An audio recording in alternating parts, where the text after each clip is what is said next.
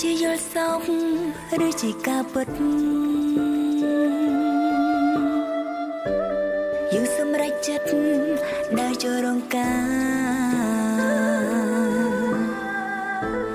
មកឲ្យអូនស្គាល់អ្វីជាស្នេហាទាំងនៅធ្លាប់គិតថា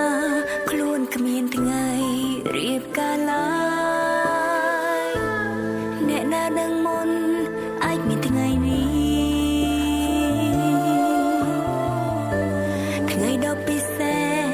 ពួកយើងទាំងពីរស្នេហាអូនបងដូចអគ្គិសនីប៉ុន្មាននាទីផ្ដើមមានចិត្តរៀងខ្លួនបានទេមិនអើយអូនខ្មាំងគេបានទេកុំអើយស្រីផ្សេងមើងងាយអូនបានទេធ្វើជាប៉ាល្អ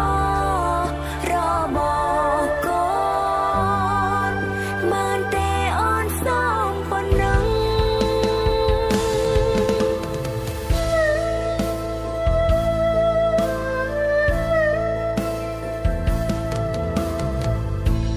មិននៅថ្ងៃមុខមកប្រែយ៉ាងម៉េចត្រឹមនឹងពេលនេះបងល្អណាស់